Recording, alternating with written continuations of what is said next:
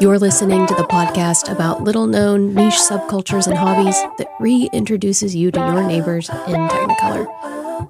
I'm Leslie Thompson, and it's niche to meet you. Hey Niche Nation, Leslie here. I am still very happily on summer break, taking a time to listen and discern and think about next steps for this show. Even though next week I do travel to New York City to gather some tape for the next episode. It's going to release sometime this fall. You're never going to guess what the subject matter is, but I can tell you that the more I research it, the more excited I become and the more beautiful it becomes. So I can't wait. And if you want to know more about that ahead of time, you need to join the niche list. Check the show notes for how to do that. I send one email a month about things that are coming up, things that are happening in Niche Nation that I can't really share with you here through this format.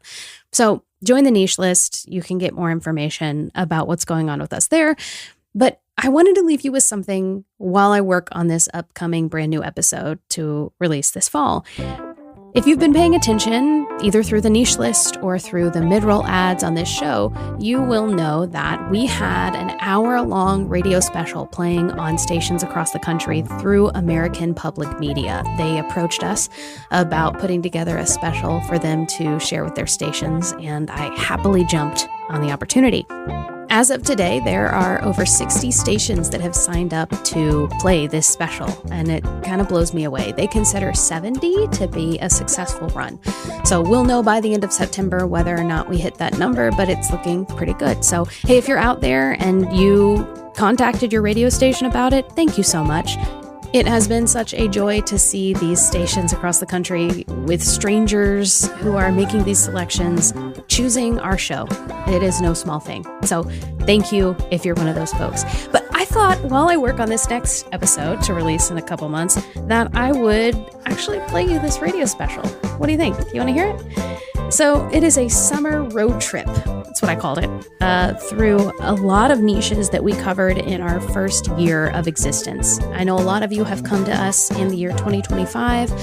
These episodes all come from 2024. So if you haven't gone back to listen to all of our episodes, this will be all new content for you.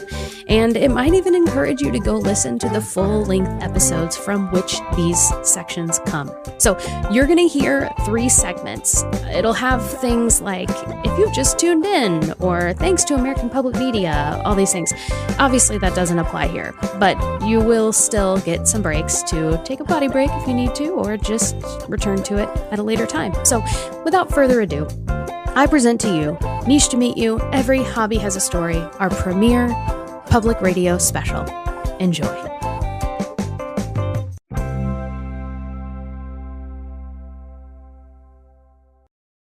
I'm Leslie Eiler Thompson, host of the Niche to Meet You podcast, where it's our hobby to know and care about other people's hobbies and niche interests. I've been to an international Santa celebration and watched Santas and Mrs. Clauses of all shapes, sizes, and creeds joyfully gather together. Ho, ho, ho! Merry Christmas! I've observed the play of a sci-fi tabletop war game called Warhammer 40,000, which boasts some absolutely wonderfully excessive character names. Ballistus Dreadnought. Ballistus Dreadnought? Ballistus Dreadnought. That's an amazing name. It's a phenomenal name. It's unbelievable. And I've even been to the premier speed puzzling contest in North America, where I saw world champions finish puzzles at top speed. Go, go, go, go, go, go, go. Plastic, plastic, plastic. Oh my God. Niche interests like these are fascinating, and their stories are worth telling, but they're also life-saving. And here's why. It begins with loneliness. The statistics on loneliness are well documented at this point, and they're shocking. You've likely heard about the U.S. Surgeon General's report in 2023 about the epidemic of loneliness. Here's Dr. Vivek Murthy, the former Surgeon General, talking about his findings.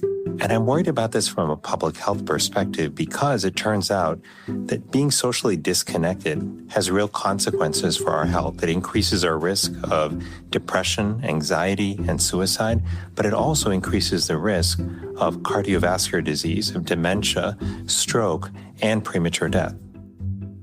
His report goes on to say that this is all happening before COVID. Approximately half of U.S. adults reported experiencing measurable levels of loneliness before 2020. But there is hope. It doesn't have to be this way. If I told you that there was a medicine that we could take that was freely available that could improve our mental and physical health and improve how we performed at school and in the workplace and how we came together as a society during difficult times, and it was freely available, you would say, gosh, well, why don't we all take it? It turns out that's what social connection is. It's medicine that's hiding in plain sight. Let's observe this medicine in plain sight by exploring a niche that I found on YouTube. It's a final round dog agility run, and it's the best I've ever seen. And listen, I do tend to watch a lot of them. This one features Tex, a border collie in the 2015 Masters Agility Championship at the Westminster Dog Show. The handler is barking cues while Tex navigates the course. The dog starts slowly at first, and the crowd and the commentators are unimpressed, almost yawning. But then she hits the weave poles, and pandemonium breaks out. Look at those poles. Look at those weave poles. Here we go. Through the chute. Here's the fun part. Get down. Get that contact. Get out of there. Go. Into the tunnel. Come on. Here we go. Tex. And Tex will win it. That was awesome. The handler is crying. Tex is crying in the only way a border collie can. I am crying. We are all crying.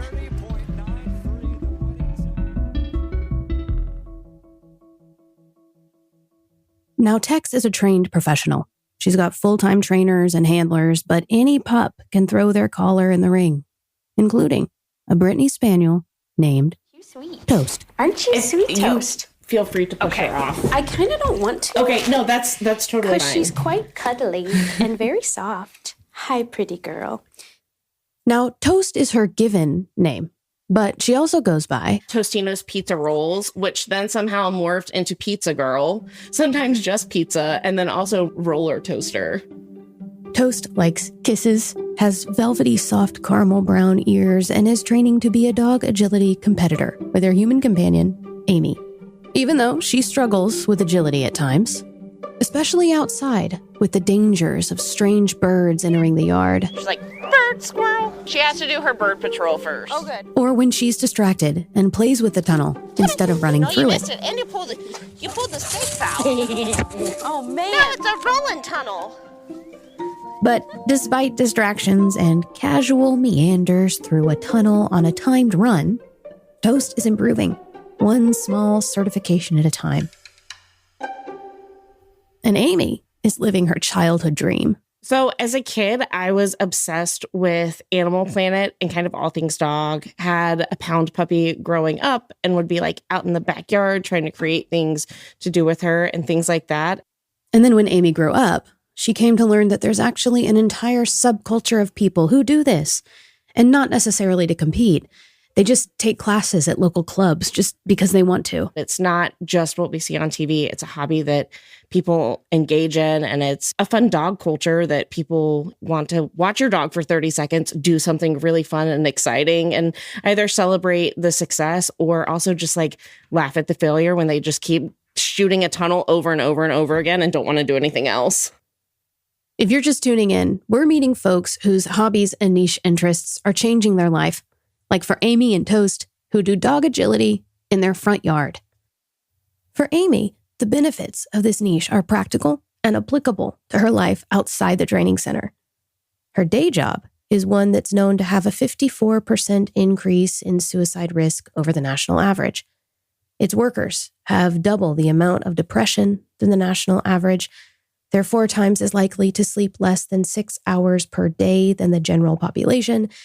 Amy is a police officer, a cop. And she's found that dog agility with Toast has given her coping skills in a unique way. Concerts are kind of stressful because it's like there are tons of people. But with dog stuff, it's like I don't need to pay attention to like where are the exit points, what's going on. When we're working on something, it's like, hey, my focus is on you. But work stress isn't isolated to law enforcement officers. You might be listening and relate to this personally. In fact, Toast and Amy have met companions whose work in dog agility helps them relieve stress from jobs of all types. just because they've got something else to focus on. I think that's true no matter what your career is that sometimes we all have that baseline like work level thoughts. Like there are some really brilliant scientists that do these really intense cancer research trials. There are people who work for the Department of State that it's been really interesting to learn what somebody's job is. But that's like the second or third or fourth thing that you learn about somebody, because what you're first learning about them is like, hey, what is your dog's name? And what are the other 10 million ridiculous names that they get called? And so that's, I feel like where kind of those hobbies and sense of community for me come in, is that I have something that whether we're in a class or signing up for an event, something like that, it gives you something to look forward to that's outside of your everyday 9 to 5. It's just nice to have an outlet that has nothing to do with work, and that it's also just gives me dedicated time to hang with my dogs. In an ironic contrast to Amy, veterinarian Matt Cantrell finds his outlet in ultra-marathon running, specifically grueling 100-plus mile trail runs that are nearly impossible to finish, like the Barkley in East Tennessee, which has only had 17 finishers since 1986. This niche has also helped him to find something outside of his profession that helps to keep him grounded. Veterinary profession has like a relatively high suicide rate. Obviously, like our lives aren't on the line, but like our patients are, and finances come into the picture too. And so like when you add that additional layer of stress for a client or a pet owner, it's a hard profession to be in. I love my job. I love my profession. I'm passionate about it. But if I were living in that world all the time, I think like it has a tendency for some people to kind of like slip into an unhealthy area. So that's why I do this, because it completely gets me outside of that space and just gives me an outlet. Even if we aren't in difficult professions like Matt or Amy, we all grapple with life and responsibilities. And our hobbies can give us opportunity for coping and learning. Like if I am having a really stressful day, of whether it's like, oh man, I got to eat my favorite thing for lunch, or whether it's just like, man, that coffee that I had was really great, or oh look, the plant in my office has a new leaf. I'm not Pollyannaing it of like, oh, everything's sunshine, but like, hey, we can still find something good. It's a way of like bringing yourself into the moment. Yes. Because the small good things are still good things. Right. Exactly. What Amy's getting at here is the idea of tragic optimism. It's a way of thinking where you don't ignore the negativity in the world, that would be called toxic positivity, but you take an optimistic outlook in spite of it. This way of living creates resilience in an ever-changing environment. And social science says that our niches can actually help lighten this load. And here's how. What Amy and Toast have stumbled upon is the personal and communal benefit of what's called a third space, their dog agility training center. The sociological concept of the third space originated in a 1989 book called The Great Good Place. The first space is our home, the second space is our work, and the definition of the third space can be found in the subtitle of the book. Cafes, coffee shops, bookstores, bars, hair salons, and other hangouts at the heart of a community. The third space was explored again in a pivotal work released in the year 2000 by Robert Putnam. The book was called Bowling Alone, and it became a warning signal for a future of isolation and loneliness, the future that we now find ourselves in. Putnam spent time studying declining social capital, these ways in which we organize and commune and accomplish changes in our communities. And what he found is that the reduction of in-person social interaction can actually be a threat to civic society, not to mention our own enrichment as humans.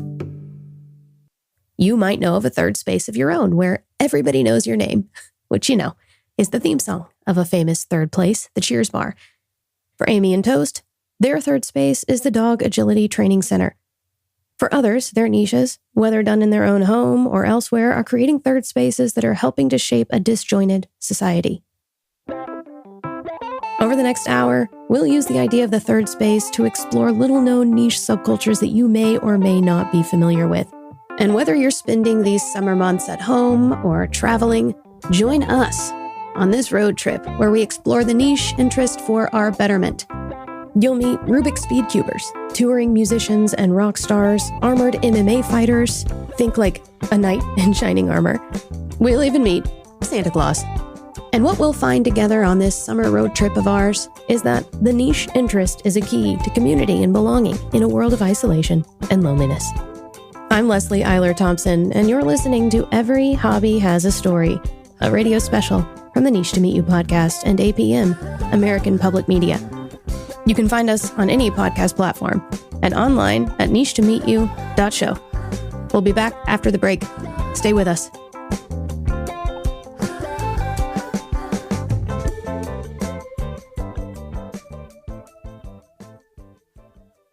We at the Niche to Meet You podcast strive for high production value and creative integrity, and we spare little expense to bring it to you, even in the smallest of offerings, which is why we have produced the following advertisement you're about to hear in order to tell you about our merchandise. Enjoy. Merch!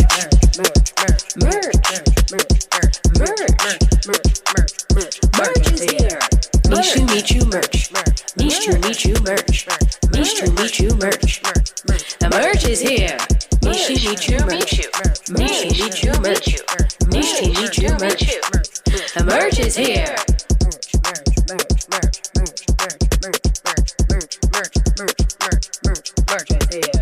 Find a link to merchandise in the show notes. You're listening to the Niche to Meet You podcast radio special, Every Hobby Has a Story. I'm Leslie Eiler Thompson. We're using the idea of the third space, where you go to belong, where everybody knows your name, to explore the little-known niche subcultures where people are finding meaning and belonging, because every hobby has a story. But what if you spend a lot of time on the road? What kinds of hobbies become available to you? And how can we be inspired in our own travels to use the principle of the third space to inform our everyday life? To see this in action, let's travel to Nashville, Tennessee, to meet musicians Zach and Maggie White. I have answers in my pocket whenever I don't know. For a down payment, contract, dotted line. So I never have to wonder what omniscient really means. 'Cause I have all the answers all the time. Well, typically we only have a couple hours before a show that we can experience something. So the things that you look to do to actually experience a unique location are flora, fauna, folks, and food. And so we realized that we go to different places.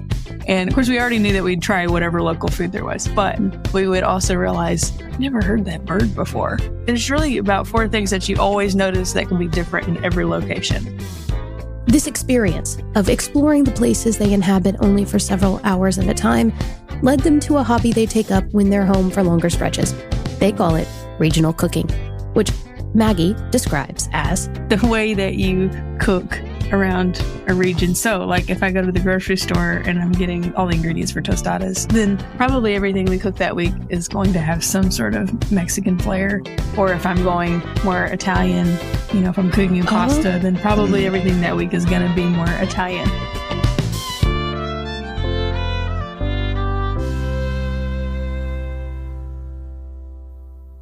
For them, the experience of their transient third space, if you will, has given way to a new understanding of their first space, their home, and what they eat in it. Heck, this past year and a half has been a real healthy year for me. I've lost 70-something pounds, but it was by understanding how to cook and have a broader spectrum and understanding of what makes stuff up that we could be more flexible with our food, be less wasteful. It just becomes this compounding thing. But in understanding all that, the fun way has been through travel and through culture to understand it. And then that also allows you to waste less and have less rotted stuff at the end of the week.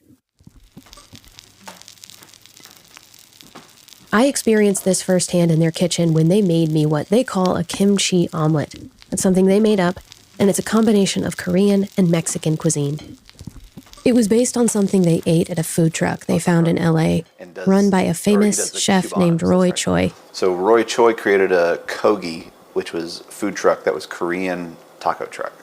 So it's Korean flavors in kind of Mexican taco style forms. Yeah. We had a kimchi quesadilla. So after arriving home from that stretch on the road, their fridge was basically empty. We didn't have any groceries, but I saw kimchi in the fridge and I saw eggs. And I said, a kimchi omelet sounds good, which I would have totally just like stopped there with just eggs and kimchi. And then he made this whole thing that we're going to have today. First, Zach mixes the sauce. He starts with soy sauce, but then he adds a host of other ingredients. Squeeze just a tiny bit of this sauce we'll put on there. So that's the mixture. So that's a mixture with some other things that are from all over that don't technically go together by regional tradition, but also totally go together. Then he mixes the eggs and pours them into the hot pad. Then he adds the kimchi. So now. So this is kimchi here? That's just kimchi. And then it was time to taste it. There you go. Wow. This is for me? That's for you, yeah. And you know what? It was really good. Oh my goodness. I like never taste these tastes. Isn't it crazy? It's just a fun concoction of like it's familiar but not at the exact same time. So this experience in a new locale, had in a third space they may never go to again, has given them a thing to come back to over and over in the shape of a hobby, their own niche subculture that they are starting to invite others into. On a trip to Amsterdam, we had one of the street strip waffles, the little kind of thin waffles with a bit of caramel in between. You get them on like Delta flights and those prepackaged things. But when we had them there, we went, this tastes so much better. It was much more spiced. Mm-hmm. They add a lot of kind of the traditional Christmas spices, nutmeg, cinnamon, clove. And it was such a delightful thing to kind of watch someone make it. They're very fast to make. We thought, man, that would make a great get together or an excuse to get together. And when 2020 happened, we decided, hey, let's do it. It's a big outdoor event. It's fall. This feels like the right thing. And we just had our fourth annual Stroopwafel Day. Mm-hmm. It was the tail end of this fun vacation before a work trip. But now we get to bring it home and share with people. It's as if the times they're barely able to experience their surroundings can be digested, pun intended, by sharing the culture they enjoy with the folks back home too. They're even considering starting a supper club for times they're in town. But work and travel makes this hard. So, to share this hobby of theirs while they travel, they've made a cookbook pairing recipes with songs that match their album. Like this recipe. Bologna and white sauce.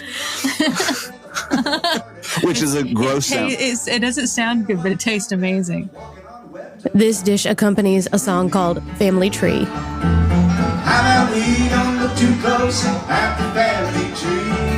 I'm afraid your branch may be growing up a little too close to me. Let's just say it's a tune that was inspired by Zach learning that distant generations of his family, the Whites, lived in the same town as Maggie's distant relatives, and apparently her family is a big fan of this dish. You grew up having it. Yeah. Fried bologna and then a white gravy, and it is spectacular. I'm just going to have to take her word for that.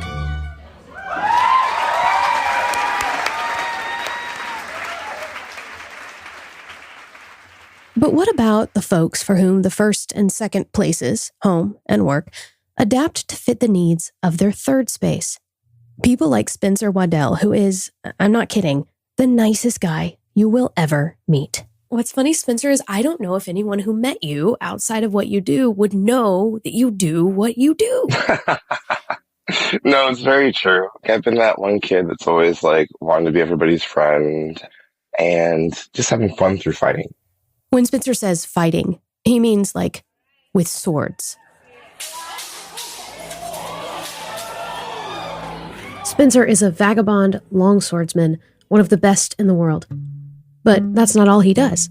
He's a trained stuntman, travels around the world to do steel fighting. He does African martial arts, European martial arts, reenactments, and competitions.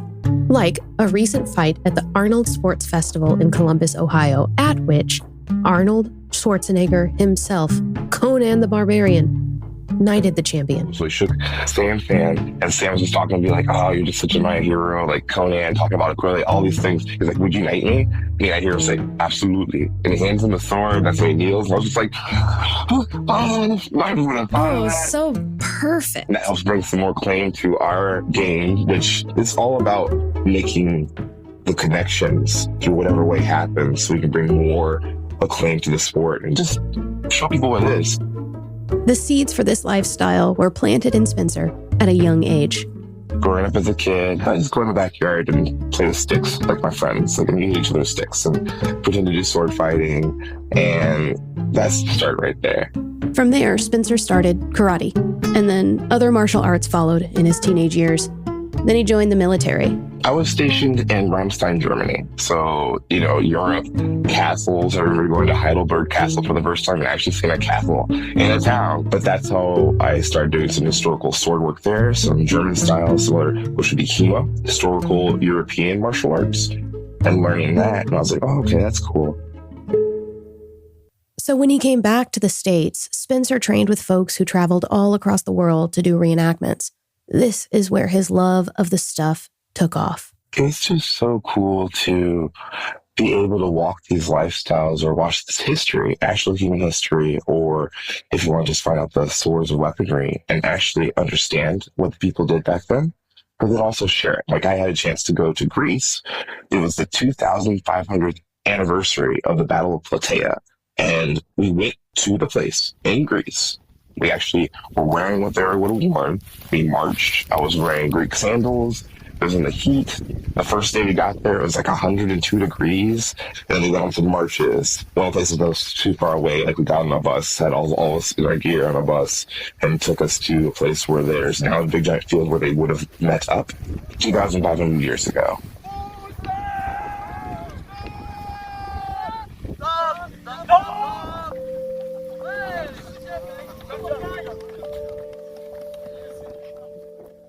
I remember, like, people from the local village would come, like, there's this father and two girls, and they come and take pictures with us. And one day, I had this, like, little ring, this little banded copper ring that I'd make it, I'd give them away. And I gave one to one little girl, and the father put his hand on my shoulder and was like, I'll make sure they remember this for the rest of their life. What about that was so meaningful to them, do you think? I don't know. I think that they were just like, oh, this person gave me something that they made for me. And it's that taking that time and making that real life human connection. And it's not forced. Like, I'm not like, oh, I need to do something so I have a story to tell. It's about making other people's environments or experiences special. And that's what really draws me to this, because things like that, or when I went to the Arnolds and telling people that they could do this too, we can get them in contact with different gyms or all these things, just making people believe in themselves and either strive for greatness or strive for happiness. I think that's really what it comes down to. If you're just joining us, we're talking to people who do their hobbies and have niche interests on the road. Like Spencer, a traveling swordsman who's found that travel, meeting people from different places, experiencing the world in new ways, has given him joy, delight, especially when he gets to use the thing he loves to make others feel the same way. Spencer joins touring musicians Zach and Maggie in finding a third space on the road. That's where they begin, outside of where they live. But what if we turn that on its head?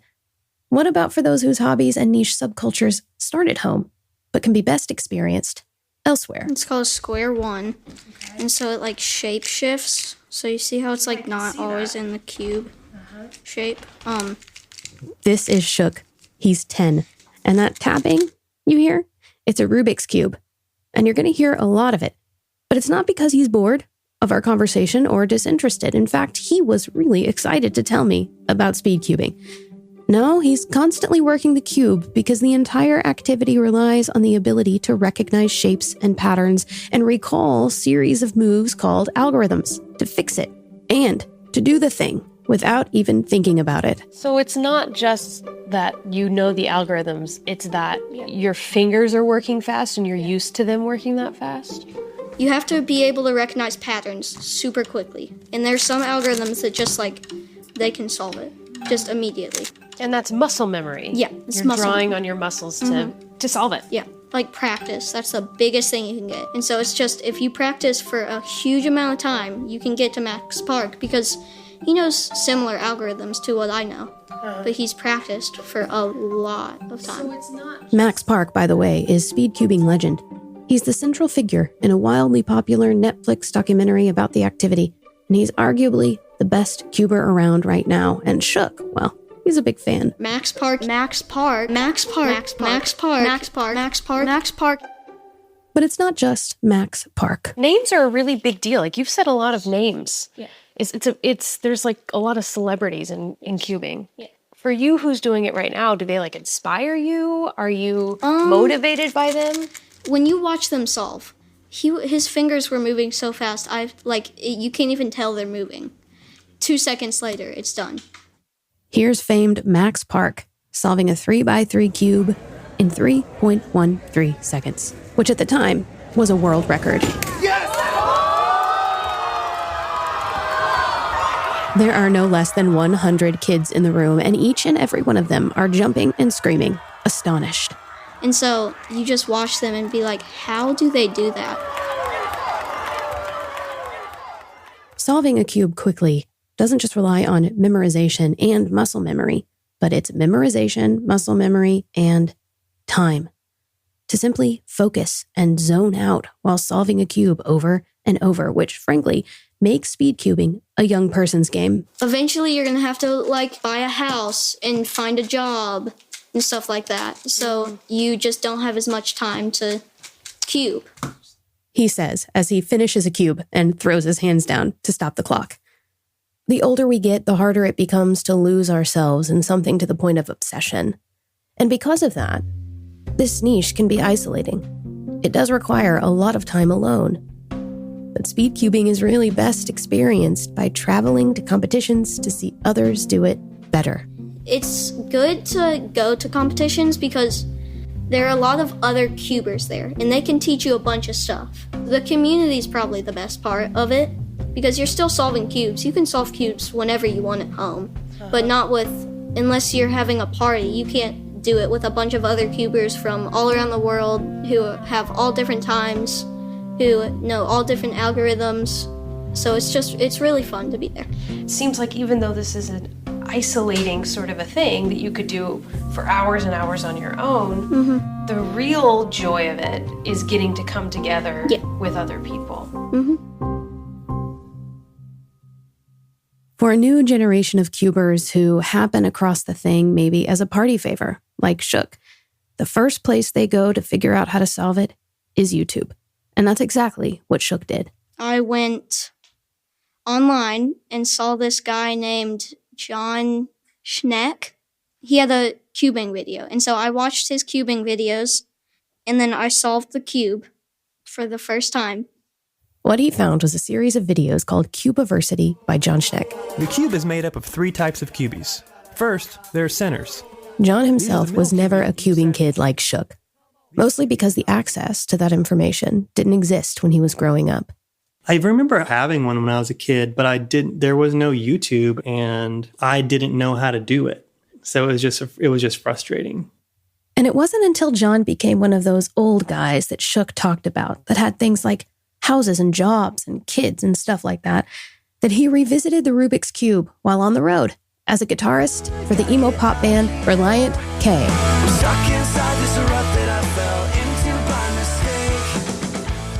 And while they were on the road, playing on Jay Leno and Conan O'Brien and doing festivals like the Warped Tour, John was in the tour bus working on a Rubik's Cube. The thing about being a touring musician, from my experience, is especially in a quote-unquote successful band, is that you have basically 1 hour a day of work.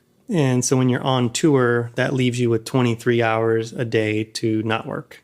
So one day, the band stops at Walgreens, and he sees a Rubik's Cube with an instructional DVD, and he remembered his interest as a child. Cubing is one of those things where if you can walk into a party and there's a Rubik's Cube there and you pick it up and solve it, everyone thinks you're really, really smart. So he bought that cube at the Walgreens and spent his off time in his bunk on the bus learning how to solve it. But he saw a problem. The DVD was terrible. So that's when I got the idea to make Cubiversity. The idea was this, to teach the algorithms using 8-bit music. John and a couple other friends interested in the Cube hadn't seen anything else like it at the time. We're talking 2012. So they made a Kickstarter to support buying equipment to film and record the content. At first, it was just friends and family who were supporting the project. And then one day, we were sitting there, and it's just like, because you get notifications on your phone every time you get a backer, and it was just like, ding, ding, ding, ding, ding, ding, ding, ding. Theirs became the Kickstarter project of the day.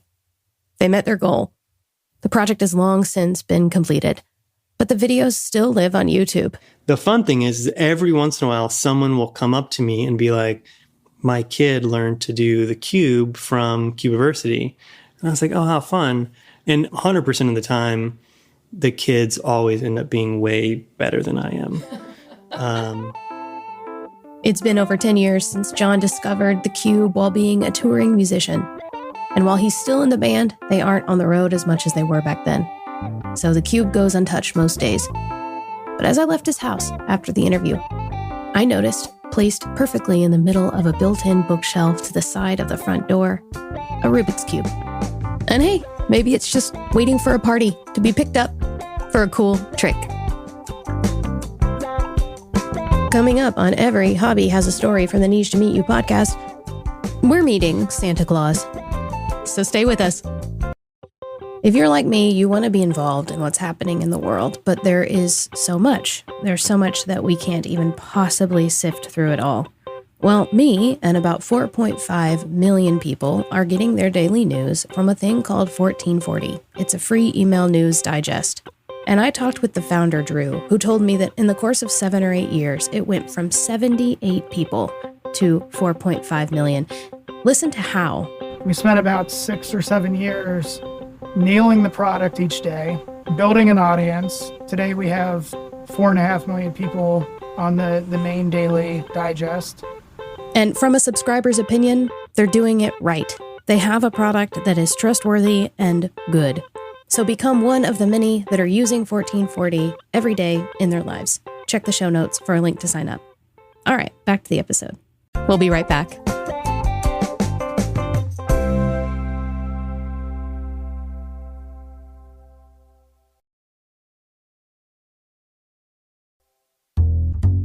You're listening to Every Hobby Has a Story. I'm Leslie Eiler Thompson. This hour, we've been on a summer road trip to explore niche interests where folks are finding belonging. But niches can offer us more than just that. They have the potential to change the world. So I hope you've been good this year, because our next stop is the North Pole. Ho, ho, ho! Merry Christmas! Kind of. We'll get there by way of Memphis, Tennessee, for one of the largest gatherings of Santa portrayal artists, also known as professional Santas. We wish you a Merry Christmas. We wish you a Merry There's a lot of giggling, and yes, lots of unintentional ho-ho-hos. It just comes out of them, because it becomes who they are. Here's Santa Robert.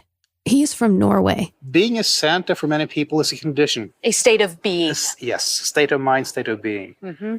I've heard many of these Santas say something to the effect of, I'm Santa all year long, even if the suit stays in the closet until November. When I laugh, it's kind of weird because even when I'm in my civilian clothes, I do that. I laugh like that now, especially this time of year because I'm in character so much. That's Santa Ben.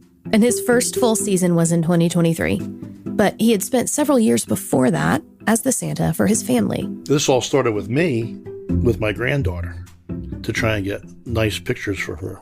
Cheap Santa suit, fake beard. And next year it was like my wife, real Santa has a real beard. So I grew my beard. And then we did it again, I shaved my beard right after because that's what I did. And then I let it grow the next year and did the same. But lest you mistake these folks for your run-of-the-mill mall Santas, that's a worthy endeavor, by the way, But these are legit, professional performers whose clients are celebrities, like for Santa Hop. So we were able to go to Los Angeles and do a private event for Nick Cannon and Brittany Bell. Those were two that didn't make me sign a DBA, so I can mention their name. So there are more. There are more where those came from that you can't mention. Hop and Ben are members of the IBRBS, the International Brotherhood of Real Bearded Santas. They're the world's largest organization of Christmas performers. It's the formal name for the Santas and Mrs. Clauses and their associates. And every other spring, the IBRBS hosts an in-person gathering called the International Santa Celebration. And step aside Disney World, because this is the happiest place on Earth. My sister agreed. I've already seen so many amazing things. You've already seen so much. I mean, I've already seen the Santa Crocs. Where were the Santa Crocs? Behind you. Well, not right now. I saw the Santa Crocs later that day. This multi-day gathering is packed with seminars and educational opportunities, ways for Santas to not only learn more about how to look the part, but how to do the job well and with integrity. Among those who gather are ex-military Santas, realtor Santas, black belt Santas, radio DJ Santas, former educator Mrs. Clauses, skinny Santas, non-skinny Santas, all devoted to the profession of embodying the spirit of Christmas. Some looking more traditional and British like Father Christmas, some in a more modern off-duty Santa attire, and yes, there were a lot of Santa Hawaiian shirts.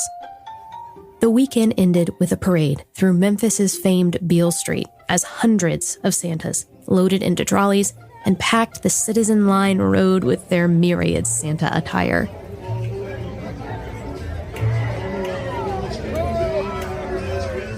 I'm telling you, happiest place on Earth. Beyond the ISC convention, IBRBS offers liability insurance, quality background checks, unique service and recognition programs, scholarships, local chapter support, and more.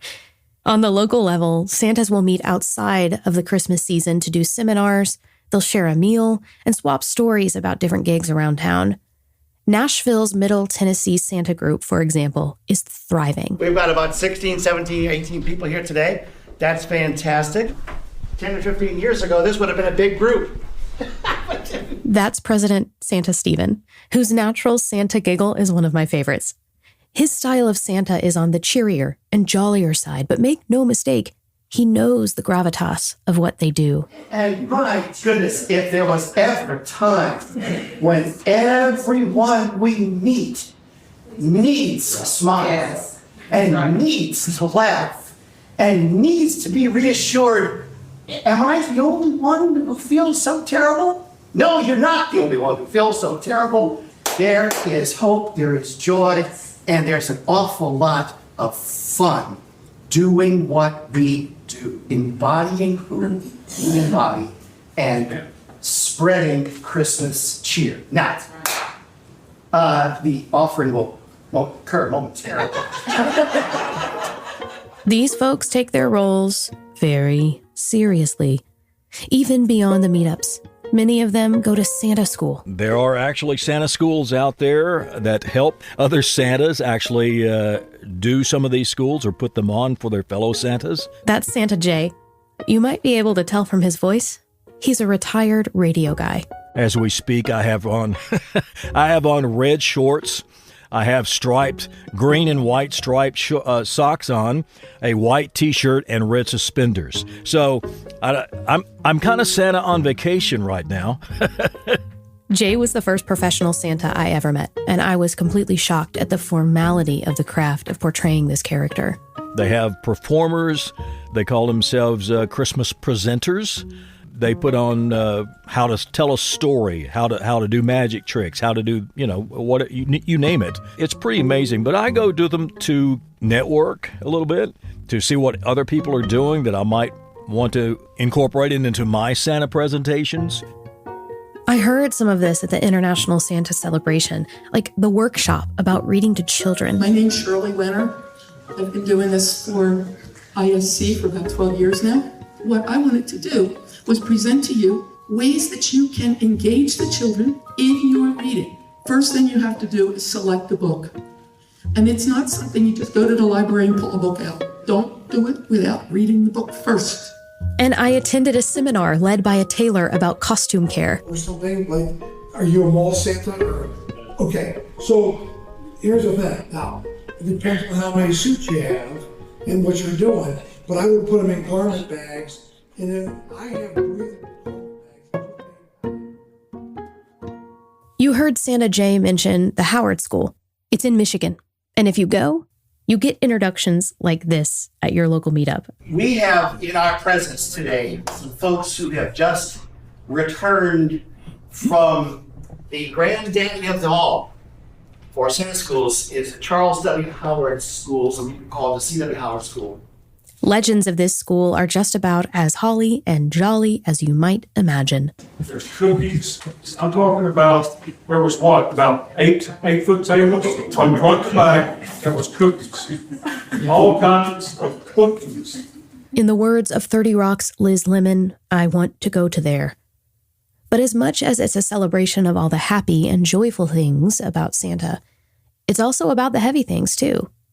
Here's Santa Ben, fresh off of his C.W. Howard School experience. First and foremost impactful thing I got to tell you guys is this, and it's a tough one.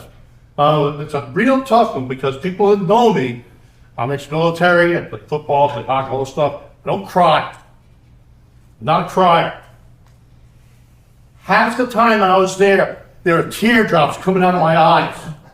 As an aside, I'm not sure what he's talking about here because every time I've spoken with him, he's cried. And I sat down in front, and I sat next to a gentleman, Santa there, you know. He goes, hey. He says, hey, how you doing? I'm good. How you doing, man? Good. Then he says, how you doing?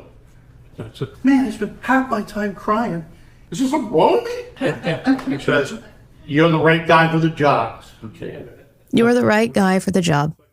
This job is full of the right guys. There may be some bad ones, some that smell like beef and cheese, maybe. I haven't met them, so we won't explore that here. And being the right guy can look really different from Santa to Santa. Here's Norway's Santa Robert again. Some Santas are performers, whereas other people get the reward from the sparkling in a kid's eyes. And although the end result might be the same, the reason for doing it or getting into the thing, or getting into the trade, if you will, is totally different. These folks come to this role for many reasons. For every Santa, there's a story, even if it starts simply, like for Santa Shed, who didn't even talk about Santa with his own children as they were growing up. That wasn't something that we did in our house. We said, mom and dad work hard all year. We take care of these things. We want to give you gifts. Christmas is about family. It's about giving gifts to people that we love. And so that includes us giving you guys gifts, but you guys also giving gifts. Shed is a black man in Clarksville, Tennessee, and he saw a need. Something happened in 2020, 2021. I just said, maybe I can try this. Maybe I can go out and be Santa just to spread love and hope and joy. Representation means a lot to me. And it's always been a lot to me, but that was a space that I felt like I could nestle in and give some context to this representation. We need representation at the highest forms of our government. We need representation at the lowest forms of our government. We need representation for teachers in the classroom. We need representations for doctors. Shed's not the only one doing this specific work as a Santa. He's helped to start the Santas of Color Coalition, made up of Christmas performers of color and friends in their community. Representation in Santa portrayal is a need, one that historically hasn't been met. And it's not just important for regular civilians to see Santas of different colors. It's crucial for Santas of color to see other Santas of color for practical reasons. When they train on beard care, what you can use in yours, I can't use in mine. That's why we formed the Santas of Color Coalition, so that we can talk about issues that are germane to what we do and what we have to do for us. This is George, who remembers his own childhood Christmases fondly. And it was like 9 of us.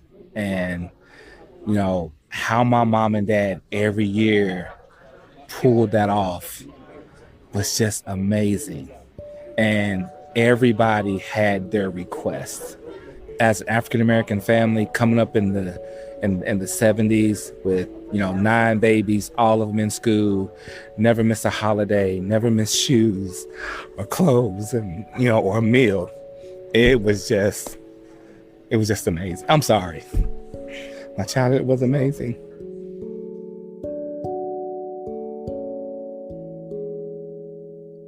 Despite remembering warm Christmases, he noticed something in adulthood about the photos from that time. My mom had a picture of me and my sister when we were, I think I was in the 3rd grade. My sister may have been in the 1st grade. And she took us to see Santa, happened to be a white Santa.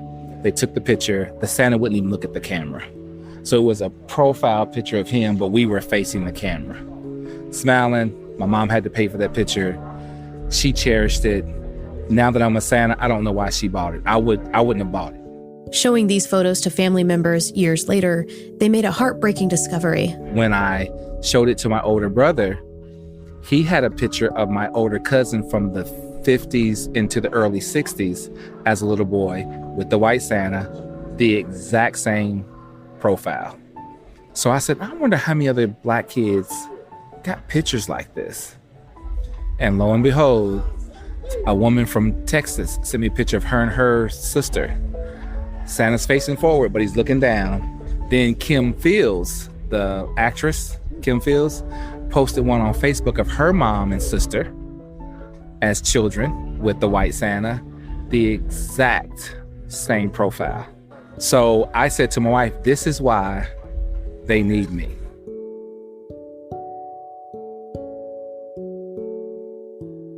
And it's not just for children. His own mother, the one who made the season so special for those 9 kids, it's for people like her too. So my mom, who was 84 years old at the time, she's now since passed. I'm in my suit, I'm taking a picture with her, and she's laughing uncontrollably. She's just giggling. And it wasn't that I hadn't seen my mom laugh, but not like this. So I say, Mom, what is wrong with you? And she said, I've never seen a black Santa before. Shed told me a similar story. I've had 80-year-old women of different hues say with tears in their eyes, I've never seen a black Santa before. I'm honored to be able to see a black Santa. Hug me tighter than anybody else. Hug me tighter than any kid has ever hugged me. Little old lady wrapped her arms around me as much as she possibly could. This is the wife of one of the Santas from the Santas of Color Coalition. She saw the importance of the mission firsthand when she accompanied her Santa to his first event held at a local funeral home. The funeral home wanted to bring some joy to the community as a break from their usual offering, which brings comfort in sadness. They had a nice dinner, a little service, and this little girl was staring at him the whole time. And she walks up to him and looks at him, and the first thing that she says, the first child that sat on his lap as Santa, looks at him and said, I thought Santa had to be white. This isn't to replace the Santa we've always known. This is to show other kids that Santa looks like them. Santa's magical. Santa can look like whatever the child needs them to, and so. These Santas have found community in their niche in a way that not only gives them purpose and passion, but gives back. It stands in a gap, changes the world, one soul at a time, souls from the ages of 1 to 92. Santa Isa knows this intimately.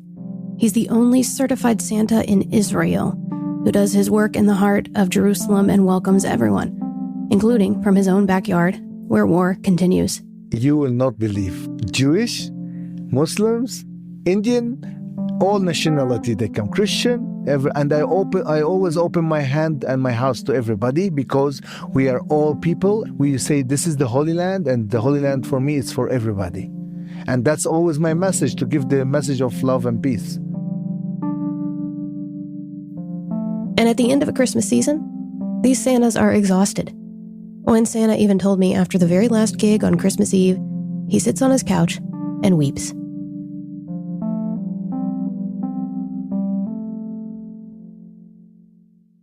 We started this special exploring the social science behind isolation and loneliness. We learned that it was predicted and that it's become such a problem that we need a government campaign to fix it. But when it gets down to the heart of the issue, what we're really talking about is being human, delighting in things individually to such an extent that you want to share them with others. In a third space of your own, maybe, or even in their third space, like these Santas. And by doing this, we find community, connection, and belonging. And this is why the hobby matters, why their stories are worth telling.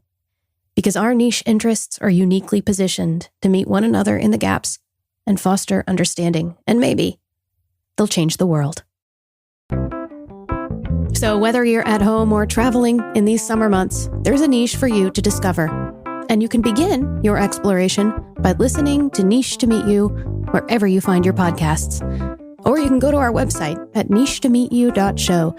There you can find all episodes of this podcast and learn more about what we do and how to support our work. The Niche to Meet You project is created and produced by me, Leslie Eiler Thompson, with help from my script editor, Chris Thiessen. Kevin Morris mastered this special, and the song you hear under you was written by Abigail Flowers. The arrangement was produced by Abigail, Kevin Gift, and Chris Leidecker. We want to thank Blue Dot Sessions for additional music in this project. Special thanks to Tasha A.F. Limley, Julian Abraham, and anyone who has been so kind as to welcome us into your niche interest. This has been Every Hobby Has a Story from the Niche to Meet You podcast and APM, American Public Media. I'm Leslie Eiler Thompson, and it has been so niche to meet you.